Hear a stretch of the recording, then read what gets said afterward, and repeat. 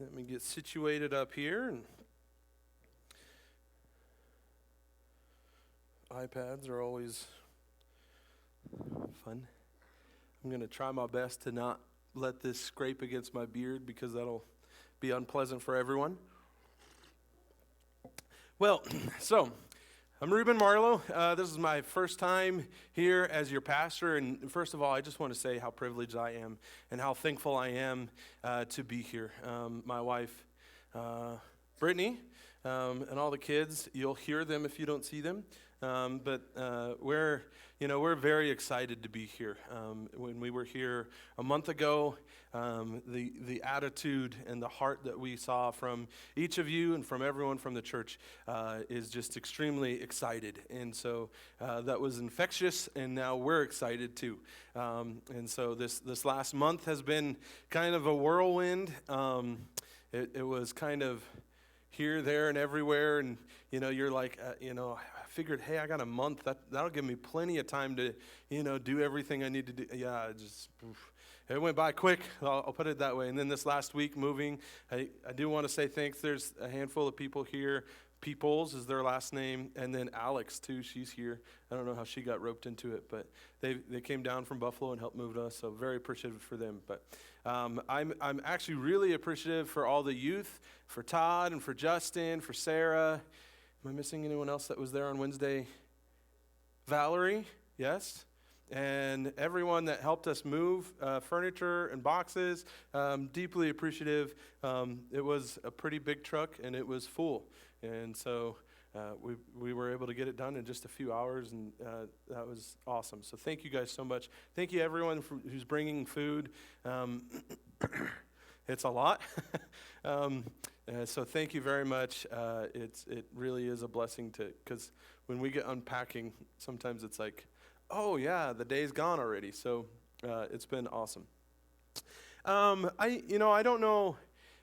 Really, this being my first Sunday, I've tried to think about what it should look like, and I prayed a lot about what I should preach on, and what we should do moving forward from this point. And I'll be completely honest with you. My heart for today is really informal. Probably that's my heart for most Sundays. There's a couple moments where I'll like to be formal, but those are going to be pretty far and few between. So I'm a pretty informal person. Pomp and circumstance, when you go to like a graduation or something and they're all prim and proper, I'm just like, oh, why do we do this? You just sit there sometimes and you're like, okay, but why? Like I know you, I know how you talk, and that's not how you talk. And so I want you guys to know how I talk, and so that's the way I'm going to be most of the time. But especially this Sunday, I just want to be informal. I want to share a little bit of my heart and really what I believe we as a church should be working together for. And so, don't. Hopefully, if you're visiting, I'm sorry you came on this week, and if this is you looking at me for the next, however long you put up with me, 20, 30, 50 years, whatever it is. Hopefully it's not all this bad, is what I'm trying to say. I recognize probably some of you don't really know too much about me, so I'll give a little bit of info about me. I was born and raised in Wyoming. I was born in Laramie. We didn't live there very long before we moved to Cheyenne, so my first 8 years I lived in Cheyenne. Which, we could give to Nebraska. I'm okay with that. It's pretty flat and windy down there. But then we moved to Casper when I was 8, and I spent most of my life in Casper, and went to college in California. There's reasons why, but I'm glad I'm not there anymore. But I did meet my wife there. I met her at college, and quickly brought her back to Casper, and we got married, and then 4 years ago, we accepted a call to be the youth pastor up in Buffalo, Wyoming. And so I've been up there for 4 years, and then here I am now. And so that's a little bit of my story. There's a lot more to that story, and I'd love to share it with you. And really, I'd love to get to know your guys' stories. I want to get to know you guys. And so hopefully, I know it's not time for announcements, but there's at the end of the service today, we're going to go downstairs, and I think there's coffee and desserts, and I don't know what's down there. That's just what the announcement said, so it'll be delicious. But I also do, as I look to Chandra for what was down there, I do want to just say thank you to everyone that was on the search team and the welcoming team and everyone who's put in a lot of time and effort. And, and even I know like Steve and Mr. Barnes, Rusty. I wanted to say Rosty. I do that all the time. I'm so sorry. Mr. Barnes did some work on the parsonage, and so everyone that's done a lot of work in this transition time, really appreciate you guys, and I know it gets to be a lot sometimes, but I appreciate all the time that you guys put into that. But I'd love to get to know you guys as we move forward. Today we're going to be, Steve read for us Luke chapter number 5, and this is it's an interesting story. I love Peter. If I were to, I can't, Oh, yeah. No, I'm sorry. Yes, the kids can run away. Hey, we're informal here. Great. No, we wouldn't. No, absolutely. There's a handful. A stampede. Thank you. Awesome. We love it, right? Okay. Peter's probably one of my favorite characters in the Bible. Obviously, like I have a favorite, and then there's a whole bunch that like get clumped together. But I really like Peter's attitude. And this here in Luke chapter number 5 is like this beautiful introduction to Peter. And I want us to try to kind of catch a glimpse of what this was like for Peter. And I want us to kind of try to put ourselves in Peter's place. And really, as we walk through the scripture, so many times, as we read, as we look at these different characters, there's times when I want us to identify with a character in it. And super often, I want us to identify as the disciples of Jesus Christ, because even though that was 2,000 years ago, Peter's obviously like Peter, like he's his own unique self, and God actually gave him some specific promises that were just for him. But in general, for the followers of Jesus Christ, like that's our position. We are followers of Jesus Christ. And so I want us to look at Peter, his perspective of when Jesus intersected with his life, and I want us to kind of like actually ask ourselves what it means for us to follow Jesus. You see, Peter was a fisherman. He's a down-to-earth, he's a blue-collar, he probably, struggles with the same day-to-day things we do. Probably not the light bulbs going out, they didn't have those back then. But, he had a lot of the just daily struggles of paying taxes, of feeding his family, of taking care of his mother-in-law. Peter, he had to go fish at night to make a living, and so Peter is a hard worker, and obviously he makes his living off of fishing. I don't know, obviously we're next to the Flaming Gorge. Hopefully there's some fishermen in here, but is there anyone here that makes a living off of fishing? No? Okay. Peter had to make his living off of fishing, and if you make your living off of fishing, guess what you have to do? You have to be good at it. I'm pretty sure Peter was good at it. You're not in business. You don't have your own boat. You don't have your own nets. You don't do this if you're not at least semi-proficient at it, right? You go find a different profession. And so Peter's this. He's a fisherman. He works hard. He toils. I don't know. Sometimes it's, what does work mean? I don't know. I've worked hard days. Todd was in the back of my truck. He was working hard the other day, right? It's hard work. It's not just, man, I'm going to get in trouble. I went from mowing lawns to sitting in an office. And it's a different kind of hard work. Like, don't get me wrong, sitting in an office, like, it's hard on your mind.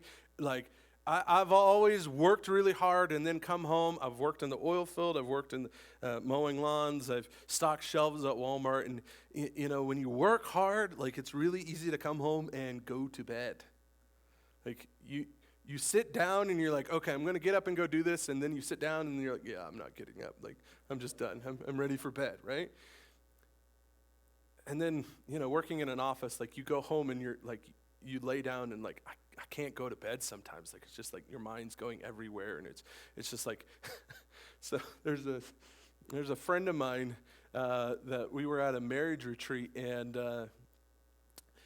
we spent hours just through some study and really through some discussion, and he just got to this point where he had to go. Like, he got up and he went and shoveled the walk, and I think he went for a run. Like, he just physically needed to go exert himself, right? And Peter, he's exerting himself physically all the time. He's a hard worker. And where we meet Peter in this passage is he's doing his job. He's working hard. He's doing everything to the best of his abilities. He's doing everything to the best of his abilities, and the results are nothing. He tells Jesus, like, we fished all night, and I've got nothing. Man, we can exert ourselves, and we can work hard, and sometimes we have nothing to show for it. Peter worked hard. He was a hard worker. And sometimes we have nothing. So Peter's probably beaten down. He's struggling. The questions that arise when you don't have fish to sell, how do you feed your family? How do you pay your taxes? How do you survive if the thing that you're good at you can't even do? There's questions that are arising. And then he sees a crowd, whole bunch of people. Like, I'm sure up in Buffalo, Lake DeSmet gets busy, right? I'm sure the Flaming Gorge gets busy, right? And hopefully we're all true Wyomingites, and when we see someone else, we're like, hey, you stay over there, we'll stay over here, right? Like, we like our space. But, Peter, he's worked all night long. He hasn't caught anything. He's out there. He's cleaning his nets. He's getting ready to end his workday. And here comes this giant crowd. Thousands of people, right? Like, this is very early in Jesus' ministry, but Jesus, he went and got baptized by John the Baptist, and there's this physical, supernatural revelation that something's really special about Jesus. And from that moment, there was crowds that were following him. There was people who had heard about him. There were people that were seeking him. From that moment, he began to preach, to say that the kingdom of heaven is here. It is at hand. And so he's preaching this gospel. He's preaching that God's kingdom is coming, and we need to follow it. We need to be prepared for it. He's preaching this message that we need to repent, the way that we have been living, the same message that John the Baptist was preaching, that we need to turn from our ways and follow the kingdom of God. Right? And so he's preaching this, and people are coming to him, and they're questioning, what does this mean? And who are you? And what was that thing we heard about? And so there's these crowds that are beginning to follow Jesus because he's preaching these things that just kind of resonate, or maybe they're just questions, or maybe they're just things we haven't heard before. And so Jesus is preaching, and these crowds are coming, and so Jesus is being pushed in on all sides, and he's pushed to the shore, and he comes up to Peter. Peter, this man who's worked hard all day, who's given all of his effort, and now he's facing this. And this one man walks up to him, and he says, Peter, can I get in your boat?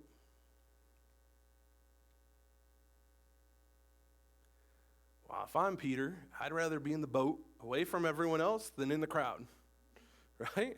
So yeah, sure, let's go. So Peter and Jesus get in the boat, and they cast off just a little bit. And it's this really interesting thing. You know, sometimes I've questioned why Jesus did this, and there's answers out there. There's, what is the acoustics like when you're just off of shore and how people can hear. And really, I think there's this heart, this attitude of access to Jesus, right? When we're in a crowd and when we're thronging together and people are pushing and people are going at different paces and people have different desires and different inclinations to be close to Jesus, like it can be hard because of everyone else pushing around us for us to see and hear Jesus. But Jesus goes to Peter and gets in his boat and casts off just a little bit. And what he provides is a clear revelation. We can now see Jesus. We can now hear Jesus. And now it doesn't matter where they're at in this area. Everyone has access to Jesus. They may not be able to touch him, but we can all see him. We can all hear him. And that's one of the beautiful things. You know, sometimes I ask that question, I think of when Jesus told Thomas, blessed are you because you believe, because you've seen and touched. But blessed are those who haven't seen and haven't touched and still believe. And God has given us his word. He's given us the Bible so that we can see and hear our God. We can see and hear what he is saying to us. And even though I wish he was walking around on earth and I could go see him and touch him and sit down with him, I still have access to the heart of my God through his word.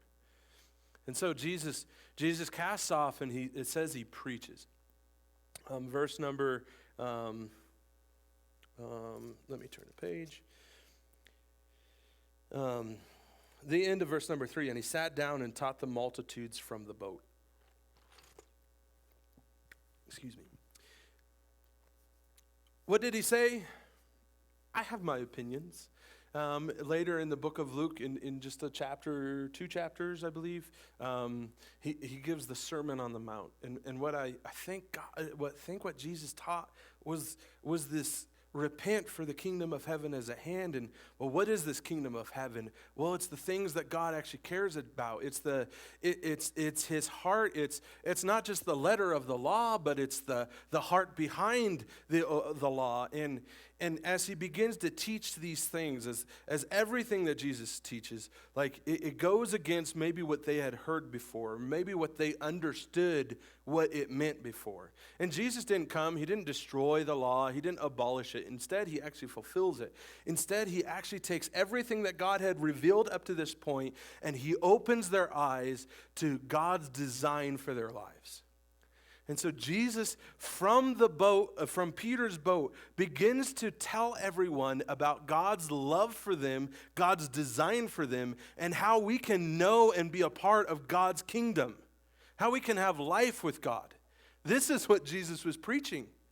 And here's Peter, hard worker, who's beaten, who's downtrodden, who hasn't caught anything, and he's in the boat with Jesus as Jesus is saying these things. Listen, I don't know where you're at. I don't know if you're way up on the crest, the ridge of the hill, and you're just hearing little bits of what Jesus is saying. I don't know if you're on the shore as close as you can be to hear what Jesus says. But if you have the heart to draw near to God, James tells us that he will draw near to us. And I want to have the heart of Peter, it doesn't matter what I've got going on in my life. I'm in the boat with Jesus, and I hear him. That's our first point, is Peter hears the voice of God. More than anyone else, there is no doubt that Peter heard the voice of God. He was as close as anyone in that area could be. He was next to Jesus as Jesus was speaking words of life. Peter heard the voice of God. He had to, whether it's by his design or not, it was by God's design that Jesus went out of his way and he went to Peter and he got in his boat and he spoke. And God goes out of his way to speak to us. And we have to be listening. Can you imagine? Just imagine a little bit. Giant crowd comes up. Jesus walks down. Can I get on your boat? Sure. You cast off. Jesus starts preaching, and you're like, Great, I did my duty. I got to get back to washing my nets. And you just go and you put your earbuds in and you start listening to, whatever it is, some podcast about, how you can lose weight. And you're just focused on what you have to get done. When Jesus is right here speaking words of life. I wonder how many distractions we have in our life that keep us from hearing the voice of God. God is actively speaking. He sought us out and he's teaching us. We need to hear him. Peter heard the voice of God. He heard what he was saying, and it had an impact on him. Because Jesus finishes speaking, he finishes teaching, and he tells Peter, why don't you launch out into the deep and let down your nets for a catch? You know what a really good fisherman likes to hear? How he should do his job. Right?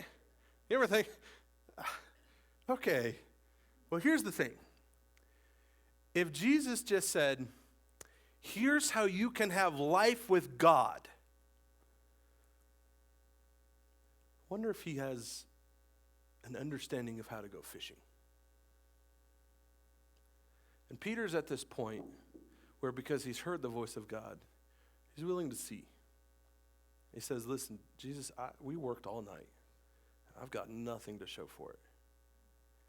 But because you said that, because you told me to, I'm going to do it. I don't know what's going to happen. This is not the right time to go fishing. It's not the right place. I don't know what's going to happen. But because you seem to have something I don't, I'm going to listen. I'm going to try it. Listen, there's all kinds of things in our life. Who am I? Who is this church? What is our future? What's going to happen? Man, I don't know. There's a lot of things I don't know. But if we're listening to the voice of God and we obey the voice of God, well, what can happen? Peter obeyed the voice of God. He's like, because you said it, I'm going to do it. And when they had done this, they caught a great number of fish, and their net was breaking. So they signaled to their partners in another boat to come and help them. And they came and filled both the boats so that they began to sink.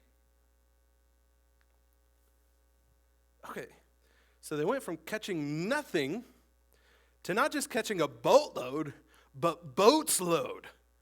Right? Like more than 2 boats can handle.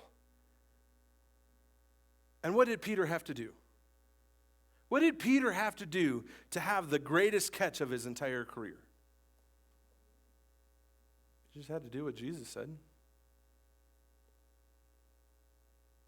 Man, we have to hear God. We have to do what he tells us. We have to obey him. We just have to be willing to sometimes we have to stop working hard and giving all of our effort and trying to make it all work by ourselves.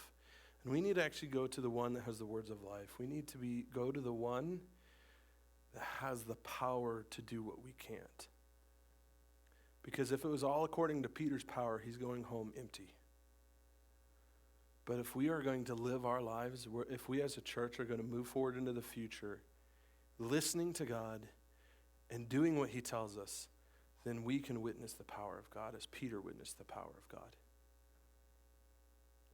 He went out, he obeyed the voice of God, and he got way more than he ever could have imagined. And so what's the future of Living Hope? I kind of am afraid to imagine. I don't want to put limits on what God wants to do, because God can do the impossible. We can't. We are limited. We are frail. Even if we try our best, we can't. We can't do it. We can't provide results. We can't grow. We can't build. We can't provide. We can't do anything in our own strength. But if we're following the God who can do the impossible, there's nothing that can't happen. So Peter witnessed the power of God, and then his life completely changed. His response to Jesus, he sees this happen, and he says this, verse number 8, when Simon Peter saw it, he fell down at Jesus' knees, saying, "Depart from me, for I'm a sinful man, O Lord." There's a recognition on Peter's part of who he is. He's recognized that at the extent of all of his strength and trying, it's resulted in nothing. And he's recognized who Jesus is. Because from a simple command, he was able to fill 2 boats full of fish. And we're talking about listening to the voice of God. It was the voice of God that spoke and created everything. It was the voice of God. It was the voice of God that called out to Peter and asked him to get on his boat. It was the voice of God that directed him. It was the voice of God. It's the power of our God and what he can do. Only God has the power to do the impossible. Peter couldn't do it. Only God can. Peter recognizes who he is. He recognizes who God is. And then his life changes. Because Jesus intersected, he abruptly confronted Peter. He jumped into his life and he started speaking. Peter's life would never be the same. And Peter and his friends, they forsook all and they followed Jesus. And this is my heart for us. This is my heart for my entire ministry. It didn't matter if it was in Casper, in Buffalo, or if it's here. The things that my desire is only to push people to forsake everything and follow Jesus. To hear his voice, to obey him, and then be able to witness the power and the glory and the majesty of our God. The things that Peter got to experience, listen, 2 boatloads of fish pale in comparison to what Peter was able to see. Peter was able to walk with and talk with and love Jesus in a way that was intimate. It was close, it was personal. And that's what Jesus is calling for us. Following God, following Jesus, it's not a list of rules. The rules are there. You can go read them if you want. It's knowing the heart of our God. It's living this life with our God who created us to live in relationship with him. He's created us with a design and a purpose, and it's beautiful and it's wonderful. And if we will just listen to him and we will obey him, then the life that we get to experience, hey, it might be hard. Peter's life was hard. Life can be hard, but it can be fulfilling, and it can be peaceful, and it can be joyful, and it can be everything we were designed to experience. And all we got to do is we got to listen to God. We have to obey him. I want to very quickly, and I said this is an interesting sermon. I want it to be informal. I want to look at 1 Corinthians. If you turn quickly, it'll be on the screen as well. 1 Corinthians chapter number 2. And these are the words of Paul to a church. But these are the words from me to you. This is what I want you to know, and what I hope your recognition is for my ministry here, and for your ministry here, and for whatever our future looks like. Here's what I want us to keep our minds and our hearts focused on. Paul says this, "And I, brethren, when I came to you, did not come with excellence of speech or of wisdom, declaring to you the testimony of God. For I determined not to know anything among you except Jesus Christ and him crucified. I was with you in weakness, in fear, and in much trembling. And my speech and my preaching were not with persuasive words of human wisdom, but in demonstration of the Spirit and power, that your faith should not be in the wisdom of men, but in the power of God." Listen, men are limited and they will fail. I want you to hear this. I'm limited. I have fear. I have inexperience. I have questions. I don't have answers. And I can work hard. I'm a hard worker, and sometimes that's to my detriment. Like, Sometimes I'm a workaholic and I'm like, I should go actually spend time with my family, right? Like there's things like it can be a detriment. I can work hard, but we're not moving forward as a church. We're not building a relationship with Jesus. We're not really following God if our entire church is only focused off of what we can do. And if you're expecting me to do everything, I'm going to fail you. I have limitations. Listen, Paul, the author of a vast majority of the New Testament, he says, I didn't come with excellence of speech. I didn't come with wisdom. I can't persuade you to follow God. My only heart is to show you what God has said. And if you'll listen to him, and if you will obey him, we together can witness the power of our God. Men are limited, and they will fail.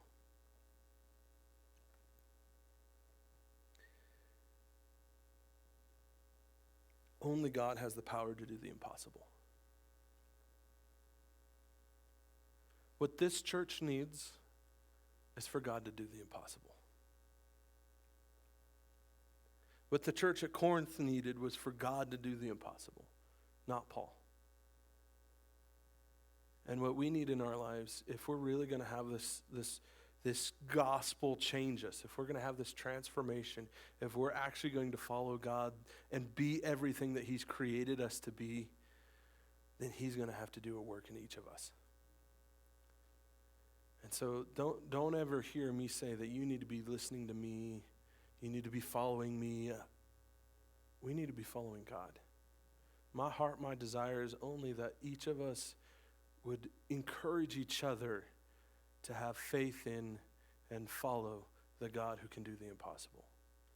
We need to have faith in and follow Jesus. It's hard. And listen, I know I'm dumbing it down. Listen, obey, and witness, right? Yeah, that sounds so simple.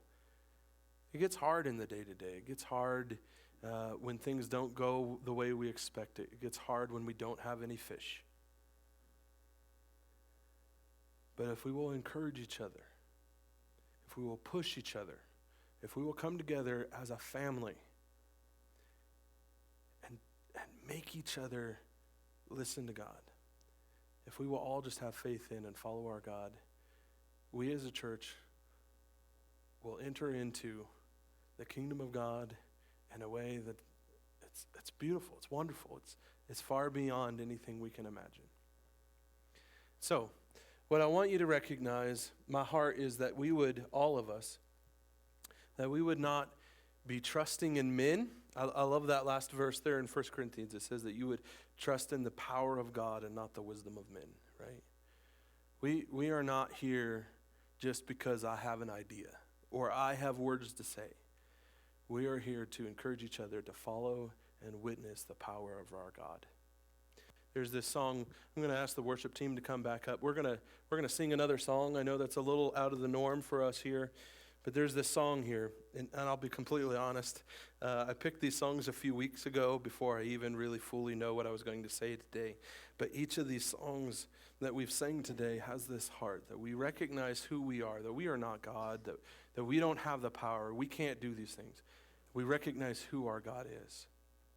And this song we're going to sing, it says, how deep the Father's love for us, how vast beyond all measure, that he should give his only Son to make a wretch his treasure. How great the pain of searing loss, the Father turns his face away as wounds which mar the chosen one bring many sons to glory.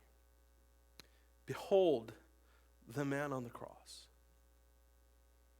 my sin upon his shoulders. Ashamed, I hear my mocking voice call out among the scoffers. It was my sin that held him there until it was accomplished. His dying breath has brought me life. I know that it is finished. I will not boast in anything. No gifts, no power, no wisdom. I will boast in Jesus Christ, his death and his resurrection. Why should I gain from his reward? I cannot give an answer. But this I know with all my heart. His wounds have paid my ransom. This is my heart, that we would not boast in our abilities or our strength or our wisdom, but that we, each of us, would boast only in Jesus Christ. That we determine not to have anything else but to preach and follow Jesus. So let's stand and let's sing this song together. This really, I want it to be our prayer, that we would recognize that the things that we do are for Jesus, for him, and him alone.